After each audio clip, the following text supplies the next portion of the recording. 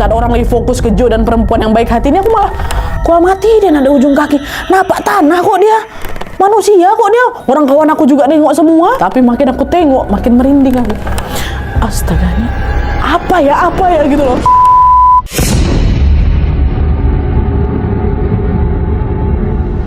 Oke, jadi kisah ini dikirim sama awak kita yang bernama Ajis dari Bintan, Kepulauan Riau. Halo Bang Ajis. Nah, jadi pengalaman horor ini terjadi di tahun 2022 lalu waktu Ajis ini lagi mendaki Gunung Sumbing bersama 7 teman kuliahnya Wak, yaitu ada Ayu, Jo, Rangga, Mail, Iqbal, Dion, dan juga Dudung. Ada 2 cewek dan juga 6 cowok Wak ya, termasuk Ajis. Nah, waktu itu Ajis dan juga kawan-kawannya ini lagi kuliah di salah satu universitas di Jogja Wak. Saat libur semester, mereka merencanakan untuk menaik Gunung Sumbing lewat jalur Bowongso. Ini sedikit cerita aja. Jalur Bowongso ini adalah jalur pendakian Gunung Sumbing dari arah Wonosobo.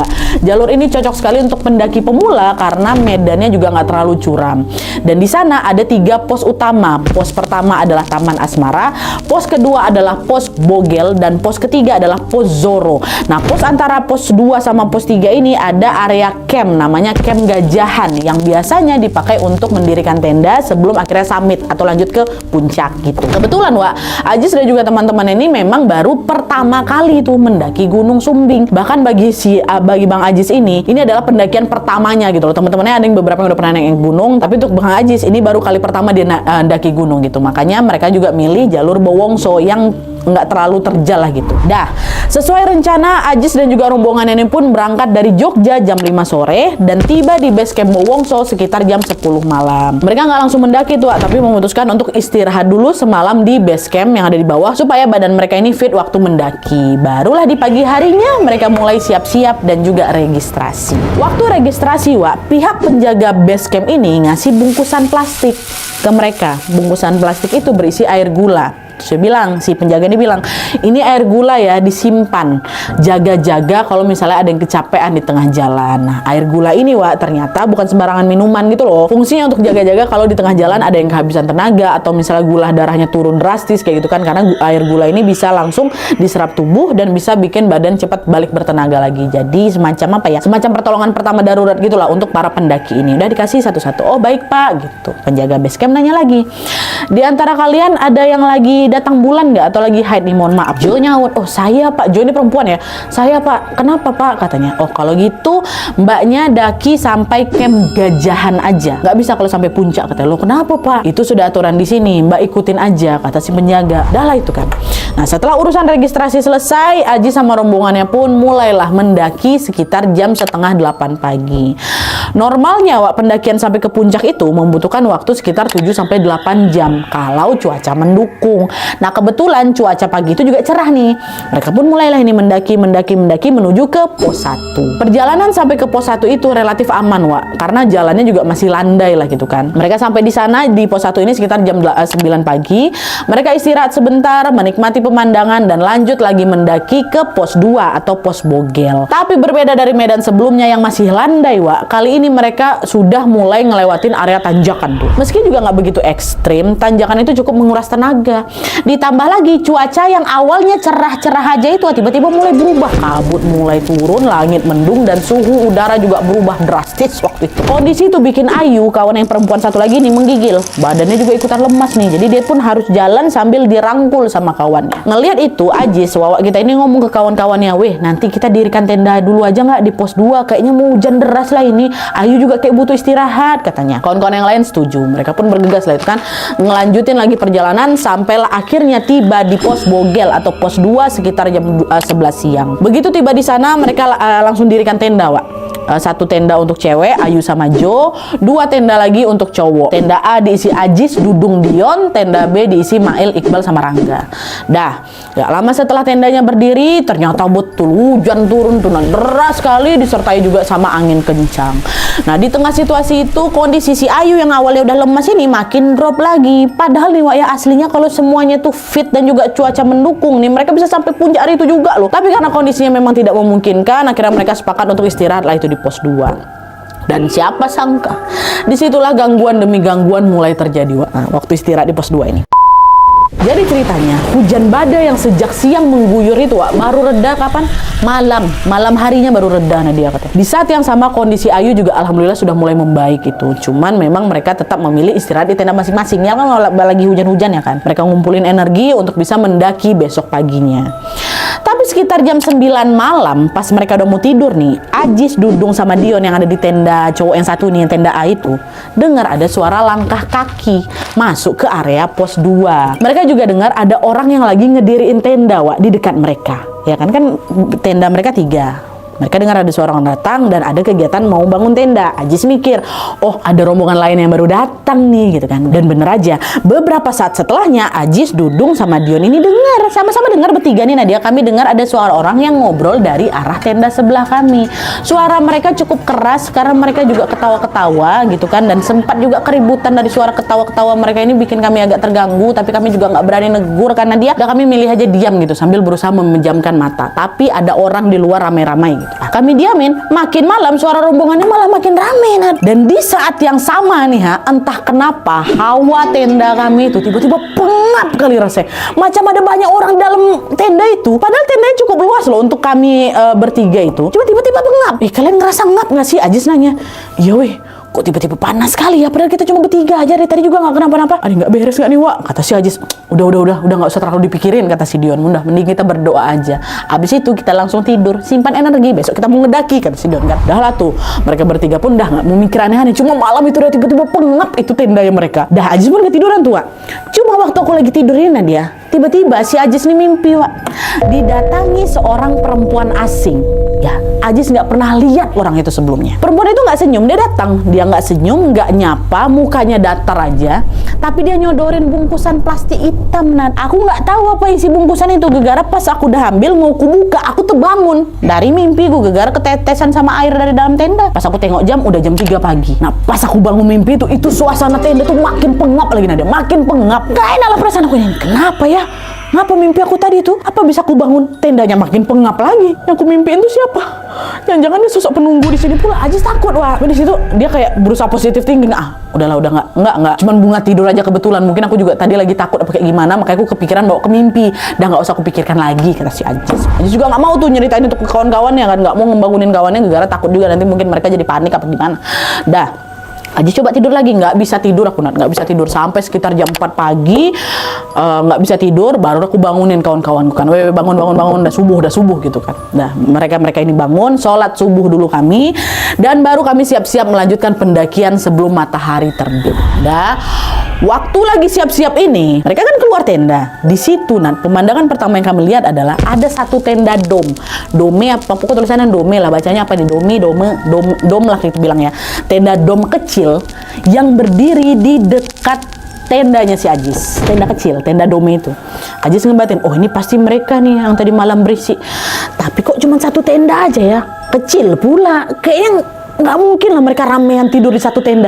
Yang didengar tadi malam kan rame kali kan Wak. Ini cuma satu tenda dekat tenda mereka itu. Ini tenda cuma muat 2 orang nih. Si Dion sama kawan yang satu lagi, iya ya kok cuma satu tenda. Rame kan orang tadi malam, iya nggak mungkin mereka satu tenda kayak gini aja. Tapi habis itu Ajis nimpa lagi, oh mungkin tenda orang-orang tadi malam udah dibongkar kali Wak. Mereka udah lanjut naik ke atas. Mereka cabut sebelum kita bangun subuh-subuh ini gitu loh. Oh iya bisa jadi juga. Udah lah yuk kita beres-beres lagi. Nah mereka lanjut lah ini beres-beres ya kan. Nah waktu itu Wak, Ajis sama kawan-kawan ini nggak bongkar semua tenda mereka. Mereka cuman bawa barang seperlunya aja, sisanya ditaruh di tenda. Jadi mereka nggak bawa tenda naik ke atas kan, mereka mau summit kan, mau naik puncak kan. Jadi tenda itu nggak dirobohin sama mereka ya. Udah pada siap semua, mereka daki lagi lah ini sekitar jam 4:30 pagi. Nah, berangkat baca doa, berangkat lagi naik ke atas. Nah waktu Ajis sama rombongan ini jalan ke arah pos 3 Wak, posisinya Ajis ini paling belakang. Dan waktu itu suasananya juga masih gelap. Kan masih subuh-subuh tuh. Jadi mereka agak cukup kesulitan lah pas jalan, gegara memang penerangan kurang, ditambah lagi medannya juga makin menanjak dan juga penuh bebatuan. Tapi masih gelap tuh. Nah pas lagi ngelewatin jalan bebatuan ini Wak, perasaan Ajis mulai nggak enak. Dia kan posisinya paling belakang kan Wak. Nah waktu di belakang ini Ajis ngerasa macam lagi diawasin dari kejauhan. Di saat yang sama Ajis sama kawan-kawannya juga ngeliat ada beras kuning Nadia. Beras kuning yang ditabur di sepanjang jalan. Setiap 5 langkah sekali ada lagi beras kuning. Jalan 5 langkah lagi ada beras kuning. Awalnya Ajis mikir, oh mungkin ini memang tradisi warga sekitar sini kali ya. Kan Ajis baru pertama kali daki di situ kan. Mungkin tradisi di sini kali. Tapi makin lama kami ngelihat taburan beras kuning itu, perasaan aku jadi makin gak enak lagi Nadia. Bahkan dia juga ngerasa sesuatu yang ngawasi dia yang pertama tadi itu kok makin ngedekat, rasanya makin ngedekat gitu kan. Karena dia celinguk lah kesana kemari. Dia arahin lah senternya ke arah bebatuan waktu itu. Bebatuan diarahin kan, dia ngintip dikit. Dia sorot lah ke pohon-pohon sampai di satu titik senternya menyorot ke semak belukar yang ada di belakangnya si Ajis. Dan betapa terkejutnya si Ajis waktu dia ngeliat ada sosok bayangan hitam besar berdiri di antara semak-semak, matanya natap tajam ke aku dan ke kawan-kawan.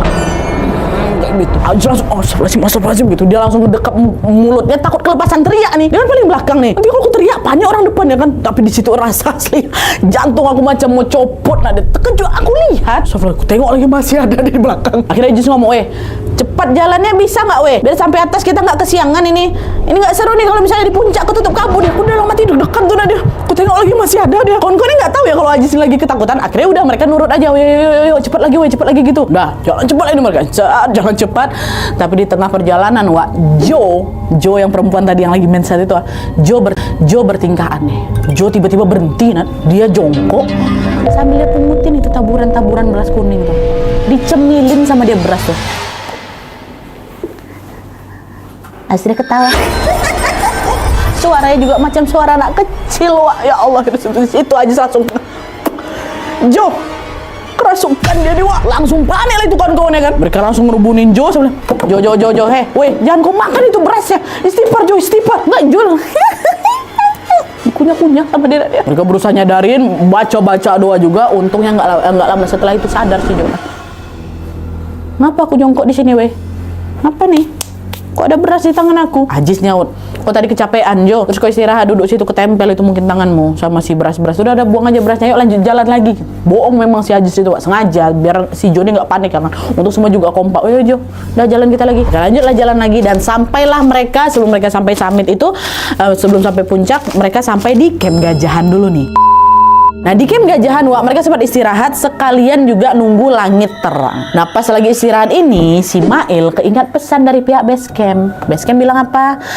Jo, berarti Jo, kau cuman bisa daki sampai sini aja. Kau kan lagi mens kan, kata Jo nyaut. Tapi aku pengen kali lo ikut puncak. Nggak boleh Jo, jangan Jo. Aturannya kan gitu. Daripada nanti kau kenapa-napa, kami juga yang susah. Jangan gitulah kata si Jo. Jangan gitulah Aku pertama kali lo ngedaki ke sini, masa nggak sampai puncak? Lagian juga aku takut lah kalau misalnya nunggu sendirian di sini. Ya nggak juga sendiri. Nanti ada yang nemenin kau kok. Nggak mau aku. Pokoknya aku pengen ikut puncak. Udah diam-diam aja. Bismillah aja, kita doa aja. Semoga nggak kenapa-napa. Dalam mereka debat panjang lah itu, Wak. Tapi kawan-kawannya ini tidak berhasil membujuk si Jo. Mereka akhirnya udahlah terpaksa ngikutin Jo untuk tetap ikut naik puncak. Padahal pesannya apa? Jo, kok nggak boleh sampai puncak? Maksa.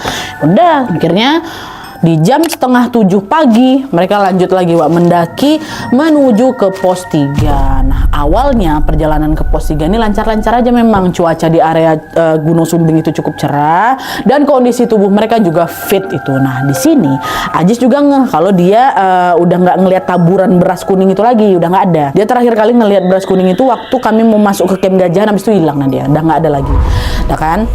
Jalan, nyampe lah di pos 3, mereka istirahat lagi sambil menikmati pemandangan sekitar. Barulah setelah itu mereka lanjut mendaki lagi ke puncak. Tapi baru beberapa menit Jo ngeluh, Wak, di situ. Aduh perut aku sakit, mulas-mulas mens lah kayak gimana. Aduh sakit perut aku. Mail bilang kan kau tadi harusnya kau istirahat aja di bawah. Kalau kayak gini kau sendiri kan yang nggak nyaman. Iya maaf ini udah nanggung juga kalau misalnya aku turun. Udah nggak apa-apa ya, istirahat bentar ya, habis itu kita lanjut lagi naik ke atas gitu. Tapi ternyata setelah istirahat kondisi Jo ini malah makin parah, Wak. Dia tuh nggak cuma sakit perut aja, tapi badan juga makin lemas kayak gitu. Meski begitu Jo ini tetap kekeh, Wak. Udah nggak apa-apa, udah kita harus sampai puncak gitu. Dan sama seperti sebelumnya, kawan-kawannya juga nggak bisa ngemujuk Jo ini buat turun. Ditambah lagi waktu itu kami mikir jarak ke puncak itu udah nggak terlalu jauh. Jadi lebih cepat kalau misalnya terusin ke atas daripada kami muter balik ke bawah, turun. Ya udah. Di situ mereka istirahat lagi, istirahat bentar, terus lanjutlah jalan ini, Wak. Dengan posisi Joe ini dirangkul Mail sama yang lain, dirangkul gitu kan. Nah, karena Joe masih sakit waktu itu, perjalanan mereka ini juga jadi terhambat. Mereka harus jalan pelan, terus bentar-bentar berhenti, jalan pelan lagi, bentar berhenti lagi gitu istirahat. Kalau normalnya dari pos 3 ke puncak itu katanya cuma butuh waktu 2 jam. Kami nyampe di puncak itu setelah 4 jam perjalanan kami, Nadia. 2 kali lipat dari perjalanan sebelumnya, sekitar jam setengah 12 siang lah di situ kan. Waktu udah nyampe, Joe langsung disuruh duduk. Sementara kawan-kawan lainnya ada juga yang nemenin Joe, ada juga yang jalan-jalan menikmati keindahan alam di puncak. Dan sampai puncak dengan akhirnya alhamdulillah sampai di puncak, foto-foto segala macam. Nah, waktu itu area puncak lumayan cerah juga, Wak. Tapi beberapa menit kemudian kabut datang, Nadia. Tiba-tiba kabut datang, langit udah mulai mendung. Jadi mereka nggak bisa lama-lama lah di puncak ya kan. Takutnya nanti bakal turun hujan lagi macam kemarin. Jadi jam setengah 1 siang, cuma 1 jam dan kami di situ, kami pun memutuskan turun ke bawah. Nah, siap-siap, woi kita turun sekarang gitu. Tapi waktu udah mau turun, tiba-tiba si Joe bilang, weh, kakiku kok berat kali ya, kayak ada yang megangin katanya. Waktu Joe ngomong gitu, Nadia, aku langsung lihat muka si Joe tuh pucat. Nah nggak lama setelah dia ngeluh kakinya itu berat, Wak, pingsan si Joe, tas gitu. Nah di situ teman-teman panik lah semua ya kan. Joe itu langsung dibaringkan ke tanah. Mereka berusaha untuk nyadarin si Joe pakai barang-barang seadanya, pakai minyak kayu putih gitu. Joe istighfar, Joe, sadar Joe. Tapi sampai beberapa menit kemudian Joe nggak bangun juga, Wak.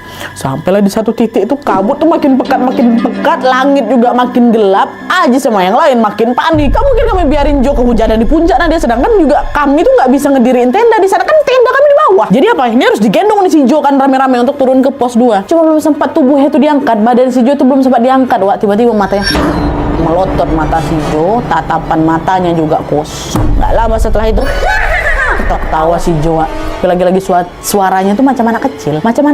Aduh, kerasukan lagi dia, weh, kata gitu kan. Dan betul aja, nggak lama setelah dia ketawa ini, Wak, Joe teriak-teriak, dia nangis histeris kayak gitu. Dan dalam waktu singkat bola mata itu langsung putih semua, putih semua. Kawan-kawan yang lain langsung megangin si Joe kan supaya Joe ini nggak berontak nih. Oh, berlari-lari kita di atas puncak takut jatuh. Ada yang megangin Joe, ada juga yang teriak-teriak minta tolong. Tolong. Maksudnya ada pendaki lah gitu biar tolongin mereka. Saya nggak ada yang datang, gara posisinya waktu kami di atas puncak itu cuma ada rombongan kami aja, dia nggak ada rombongan lain, dan pos-pos sebelumnya juga kan masih jauh gitu kan. Akhirnya di situ Mail inisiatif buat azan di telinganya si Joe kan, Allahu Akbar gitu. Beberapa kawan lainnya juga ikut bantu baca doa. Nah pas si Mail ini azan, kawan-kawan lain berusaha untuk nelpon pihak base camp nih untuk mencari pertolongan. Ada sinyal di situ walaupun tipis-tipis. Saya setelah beberapa kali dicoba telepon, panggilan itu nggak diangkat. Sedangkan kondisinya si Joe ini makin nggak terkendali. Wajahnya pucat, tubuhnya udah gemeteran gitu kan, macam orang sekarat kayak gitu tuh, Wak. Di situ kawan-kawannya juga nggak nyerah, mereka terus lagi berusaha nelpon base camp. Nggak diangkat, telepon lagi. Akhirnya setelah belasan kali telepon, diangkatlah sama base camp. Ayu tuh waktu itu telepon. Ayu langsung bilang, Pak, tolong kami, Pak, kawan kami kesurupan, Pak, kami ada di puncak. Waduh, puncak, kondisi kawan Mbak gimana sekarang? Dia masih teriak-teriak, Pak, ini lagi dipegangin sama kawan-kawan saya. Oke, gini Mbak, karena jarak base camp ke puncak itu jauh, kami nggak bisa langsung nanganin sekarang nih. Mbaknya sekarang tolong usapin badan temennya pakai air gula yang kemarin saya kasih, sambil dibaca-baca ya Mbak ya, baca doa. Itu aja dulu, nanti update terus kondisinya. Kalau belum baikan kami segera pergi ke sana gitu. Untungnya air gula tuh kami bawa, Akhirnya dah air gula diambil lah dari tas masing-masing, terus pada diolesin lah ini ke tubuhnya si Joe sambil dibaca doa, Wak. Di situ Mail sekali lagi baca azan lagi di telinga si Joe kan, dan alhamdulillahnya pelan-pelan Joe mulai sadar di situ. Tatapannya udah nggak kosong, matanya udah balik ada hitamnya lagi, dia udah nggak teriak-teriak lagi. Alhamdulillah langsung sadar, Wak, si Joe di situ. Pakai air gula tuh. Setelah sadar, Ayu langsung ngebantu lah si Joe minum pakai air putih. Teman-teman pun ada yang mijit-mijit tangannya si Joe, kakinya si Joe gitu kan. Di situ mereka berusaha bikin si Joe ini relax dulu, berusaha bikin dia tenang dulu. Dan selain itu mereka ini juga ngabarin pihak base camp bilang, Pak, untuk update kondisi si Joe udah sadar, Pak, kondisinya udah sadar gitu. Oh ya sudah, syukurlah. Pelan-pelan kalian turun ke bawah gitu. Nah beberapa saat setelah si Joe ini udah tenang, Wak, Ajis Wawa ini ngelihat ke arah belakang. Ada seorang pendaki perempuan yang ngedekatin mereka. Dia pakai outfit pendaki pada umumnya. Nah, dia nggak ada aneh-aneh, bukan hantu yang ku tengok ini. Orang cewek pakai outfit pendaki pada umumnya, pakai baju pendek warna merah, terus pakai dalaman manset hitam gitu. Dan dia ini juga pakai tongkat pendaki itu loh. Nah, waktu tengok si perempuan ini datang, aku macam nggak asing sama perempuan ini dia. Cuman aku juga lupa pernah tengok dia di mana ya gitu. Nah, saat perempuan itu makin dekat, Ajis ngelihat dengan jelas perempuan itu pakai kalung tasbih Dia gendong ransel kecil, terus dia datang sendirian tanpa rombongan ya. Awalnya Ajis mikir, oh mungkin dia warga lokal kali ya, makanya berani daki sendirian dan cuman bawa tas kecil. Perempuan pula. Jarang ada perempuan yang berani daki sendirian ya kan. Di ketinggian 3000 mdpl pula. Nah si perempuan itu datang nyamperin mereka nyamperin. Dan seolah dia bisa baca pikiran aku. Nah si perempuan tuh bilang apa pertama kali? Saya bukan warga lokal mas, saya memang daki sendirian.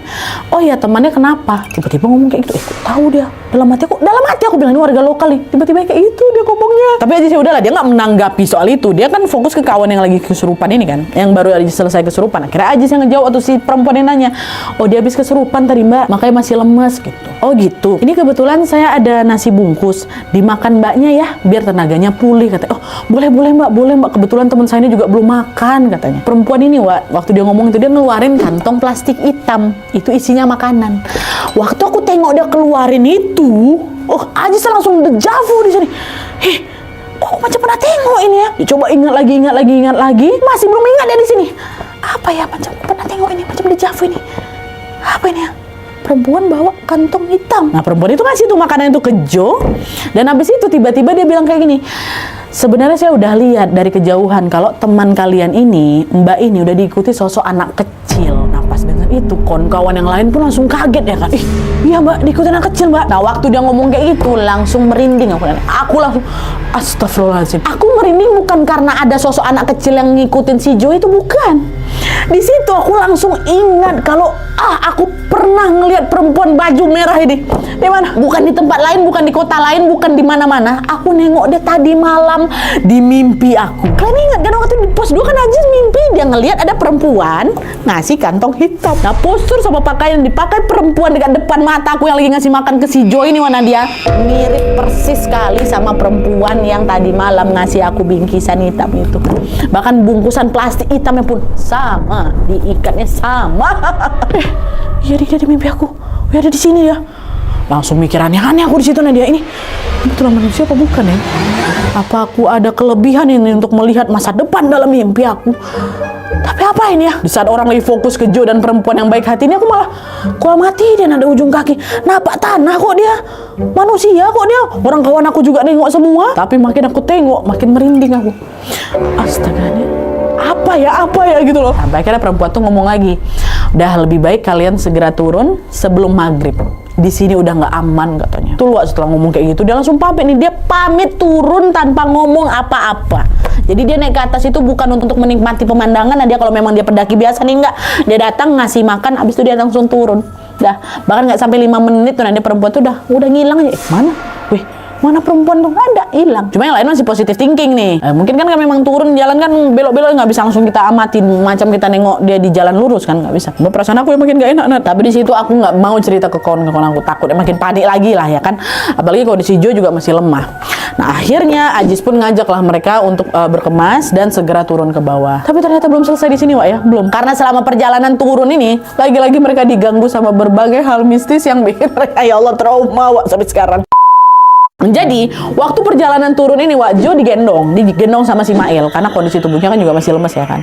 Nah di situ Mail nggak bisa jalan cepat karena selain jagain si Jo, area sekitar itu kan juga udah ketutup kabut tebal ya kan. Jadi si Mail nyuruh Ajis, Dudung sama Dion yang satu tenda tadi tuh yang kondisinya juga paling fit di sana untuk turun duluan ke pos 2. Jadi mereka waktu itu kok turun duluan, kok langsung beres-beres masak kok untuk makan sore kita. Jadi Mail yang gendongin si Jo sama Ayu dan Iqbal sama si Rangga jalan terakhir. Ajis, Dudung, Dion disuruh jalan duluan gitu loh. Kalau turun kan bisa berlari ya kan. Turun lah. Jadi mereka berempat nih yang pelan-pelan. Nah, pisah nih kan Wak, pisah 2. Nah tapi tiba-tiba di tengah perjalanan si Mail dengar ada suara perempuan ketawa. Siapa tuh? Makin lama dengar suaranya makin kencang. Mail tahu betul itu bukan suara si Ayu. Kan cuma kawannya satu lagi si Ayu kan. Apalagi si Jo kan lagi digendong. Dan suara yang dengar sama si Mail ini pun berasal dari luar rombongan mereka itu loh Wak. Di sekitar mereka juga sepi, nggak ada rombongan lain. Si Mail nanya ke kawannya, weh kalian dengar ada suara ketawa nggak sih barusan? Hah? Ketawa? Kata yang lain, nggak ada. Dari tadi kami diam aja kok semuanya. Tapi aku dengar suara ketawa, weh. Kencang kali suaranya. Kata si Mail lagi. Udah, nggak usah aku takutin. Kau banyakin doa aja lah, kata si Ayu. Di situ perasaan Mail langsung campur aduk, Wak. Dia mulai baca doa. Dia berusaha mempercepat langkahnya itu lah, biar dia bisa sampai ke pos 2. Nah, di sisi lain, si Ajis Dudung sama si Dion nih di rombongan yang bawah, yang pertama kali turun ini, udah nyampe, Wak, di pos 2. Tapi waktu nyampe di sana, mereka tidak melihat ada tenda berdiri. Semua tenda mereka hilang, nggak ada, Wak. Mana tenda kita? Memang betulan di situ, Nadia. Kami nggak nyasar di situ tuh. Memang di situlah tempatnya. Tapi tenda kami nggak ada. Mana dicari-cari sama mereka, kan salah tempat nggak kita nih? Enggak, memang betulan di sini. Coba cari lagi. Sampai mencar juga kami itu bertiga. Nggak juga ketemu itu si tenda. Tenda mereka nggak ada. Sampai di satu titik waktu lagi cari-cari ini, Ajis tiba-tiba nengok ada taburan beras kuning lagi di tanah. Ada beras kuning lagi. Di situ perasaan Ajis nggak enak lagi kan, Wak. Tapi dia tetap lanjut nyari tendanya. Diabaikan aja beras kuning itu. Cari lagi, tetap juga nggak ketemu. Dah. Dan di situ entah kenapa aku jadi langsung kepikiran untuk apa aku ikutin aja jejak taburan beras kuning tadi itu ya. Siapa tahu beras kuning itu bisa ngasih petunjuk di mana tenda aku berada ya kan. Udah, balik lagi. Mana tadi beras kuning? Mana tadi dapat beras kuningnya? Diikutilah sama Ajis kan. Ajis sendiri kan yang pada mencar nih. Jalan. Sampai dia ngikutin itu beras, dia ketemu sama dua kawannya, si Dadang sama si Dion. Ketemu nih kan? Bertemu nih mereka. Waktu mereka ketemu, Wak, mereka berada di titik pertama kali mereka nyampe dari puncak. Ingat ya, katakanlah area tenda mereka di sini. Nah, waktu lagi nyari-nyari itu dan si Ajis lagi ngikutin si beras kuning, dia sampai di ujung waktu ketemu sama 3 kawan yang lagi mencari itu, di pintu masuk tenda mereka didirikan. Katakanlah kayak gitu. Ketemu sama kawannya bertiga di situ. Dan disitulah mereka langsung lihat ada 3 tenda mereka berdiri gak jauh dari tempat situ. Ada tenda kami di sana. Itu jelas-jelas dari tadi Nadia kami cari di situ. Nggak ada tendanya. Sekarang tiba-tiba tendanya ada. Setelah kami cari kemana-mana, ada tenda di situ. Astagfirullahaladzim, merinding aku ya Allah. Wih, sumpah, wih, ini nggak masuk akal, wih, kata kawannya. Kita udah muter begini tempat ini berkali-kali kan. Nggak ada tenda-tenda ini. Tiba-tiba ada tenda di sini. Oh iya, wih, nggak masuk akal ini. Kita udah kesini loh tadi, nggak ada tendanya. Ada nggak beres ini, Wak. Ajis. Padahal Ajis yang paling takut kali dari tadi kan. Cuman dia kayak, Wak, palingan tadi tenda kita ketutup kabut, makanya nggak kelihatan, ya kan? Udah, kita nggak usah mikir yang aneh-aneh. Kita lanjut beres-beres, masak. Bentar lagi udah mau maghrib, kata Ajis. Padahal di situ aku langsung, nggak ada kabut, Nat. Nggak ada kabut. Tempat tuh plong aja, plong. Tiba-tiba ada. Aku memang nggak mau bikin temanku panik gitu, mikir yang macam-macam. Jangan, kita masih di gunung gitu ya. Udahlah, mereka beres-beres, masak sambil nunggu rombongannya si Mail datang. Sampai sekitar jam 7 malam rombongan Mail baru nyampe tuh di tenda. Gara-gara kan mereka juga beristirahat beberapa kali, jalan juga kan pelan. Waktu udah nyampe di tenda, mereka langsung makan malam. Dan waktu itu mereka sepakat untuk nginap lagi 1 hari di pos 2 itu, karena memang udah gelap juga. Mereka juga pada kecapean semua. Besok pagi baru kita balik turun ke bawah. Nah, selama nginap di pos 2 ini, Aji sebenarnya udah nggak tenang kali. Aku rasa pengen turun hari itu juga, Nadia. Saat itu juga. Dari hari pertama udah diganggu kok, ya kan? Cuma macam mana lagi, kawan-kawan juga capek, aku juga sebenarnya capek, ditambah juga udah mulai turun hujan lagi tuh, Nat. Jadi mau nggak mau mereka harus semalam lagi nginap di pos 2. Baru besok paginya di jam 10 pagi tuh mereka bongkar-bongkar tenda dan melanjutkan perjalanan turun ke bawah. Untungnya di perjalanan pulang dari pos 2 ke bawah itu aman-aman semua, Wak. Mereka baru tiba di base camp sekitar jam 2:30 sore. Karena juga jalannya pelan-pelan itu, mengingat kondisinya si Jo juga belum sepenuhnya sehat ya kan. Udah turun. Begitu mereka nyampe di base camp, pihak base camp yang sebelumnya ditelepon juga langsung sigap nanyain kondisinya si Jo. Mereka juga bantuin si Jo untuk masuk ke base camp untuk istirahat.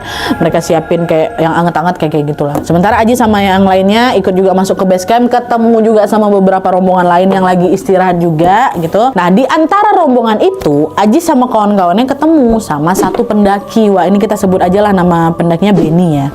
Yang ternyata si Benny ini adalah orang yang ngediriin tenda di samping mereka di pos 2 di malam pertama. Ingat kan? Kan yang mereka dengar ada suara yang ribut-ribut. Nah, itu si Benny rupanya, orang, Wah. Nah, di situ Ajis nanya, "Mana rombonganku yang lain, Ben?" "Oh, aku sendiri, Mas," kata. "Hah?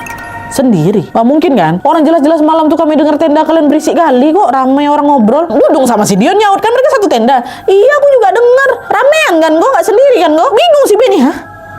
Apa nih mas? Gak mungkin, orang kebetulan sendiri. Kalau datang ramean masa cuma bawa tenda kecil aku mas? Ini lo tendaku tenda dome-dome nih ha. Sendiri kau, gak ramean, sendiri mas. Oh ada lagi enggak rombongan yang datang? Gak ada, cuma rombongan kita tuh lah, rombongan mas 3 tenda kan, terus aku sendiri. Gak ada lagi orang lain, cuma aku. Kata si Benny langsung heboh si Ajis di situ. Aduh kan. Kita dengar rame kan weh. Rame Ben, enggak mas, cuma saya sendiri aja di situ. Aduh. Gak beres nih, di situ aku udah gak tahan lagi nanti ceritain semua ya. Dari bawah juga ya kan. Aku tahan tuh dari atas supaya gak takut kawan-kawan aku. Tapi setelah dipantik sama cerita si Benny ini, langsung lah si Ajis ngejabarin semua apa yang dialami di sana. Mulai dari suara orang ngobrol dari tenda sebelah mereka. Dia mimpi ada perempuan berbaju merah. Dia tampakin juga sama sosok bayangan hitam untuk naik ke atas waktu nengok si beras kuning itu. Dia ngeliat Jo kesurupan, tenda yang dia tiba-tiba, oh si Ajis menceritakan itulah. Sampai dia cerita soal ketemu pendaki perempuan berbaju merah yang wajahnya dan juga penampilannya sama persis macam perempuan di mimpinya. Dia ceritain itu semuanya kan. Dan setelah si Ajis cerita, rupanya si Mail kawan rombongannya ikut nimbrung. Wah bentar, kok mimpi perempuan itu? Malam itu aku juga mimpi, wah, ketemu sama cewek baju merah itu. Mimpinya sama persis kayak kau. Dia juga ngasih bungkusan hitam itu. Aku juga mimpi. Tapi waktu kita di puncak dia ketemu dia, aku nggak ingat sama sekali. Ini waktu kau ceritain itu loh, aku baru ingat. Kata dia gitu. Jadi bedanya si Ajis itu waktu perempuan itu datang, dia langsung ingat kalau itu adalah perempuan yang dia mimpikan sebelumnya. Si Mail nggak, wah, Mail nggak nge. Kan kita juga sering yang lupa sama mimpi kita sebelumnya kan. Nah, Mail kayak gitu. Dia baru nge kalau dia mimpi si cewek yang dia tengok juga ngasih makanan ke si Jo itu waktu di base camp ini. Wah, teman-teman lain waktu dengar cerita Mail makin heboh lagi, sampai Nat ya, waktu kami cerita saking hebohnya langsung narik perhatian rombongan lain di luar rombongan kami yang lagi istirahat loh, nimbrung semua mereka. Iya mas, ada apa mas? Cerita lagi tuh kan.